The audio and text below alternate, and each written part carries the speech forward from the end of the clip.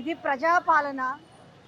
నిరంకుశం ఉండదు, నియంతృత్వం ఉండదు. మేము చాలా స్వేచ్ఛనిచ్చాము. ఎవ్వరు ఎక్కడికైనా వచ్చి ఎలాంటి ఇబ్బందులున్నా కూడా తెలియజేసుకోవచ్చు. అక్కడ మీకు చూసుకుంటే ప్రగతి భవన్, సారీ టు సే దాన్ని ఏమంటారు, ప్రజాపాలనకు సంబంధించి ప్రజాభవన్.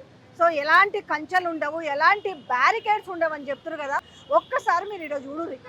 ఈ బ్యారికేడ్స్ని చూస్తున్నా, ఈ పోలీసు వాళ్ళని చూస్తున్నా ఏమనిపిస్తుంది అంటే ప్రభుత్వం మారి 6 నెలలకు పైన అయింది కదా.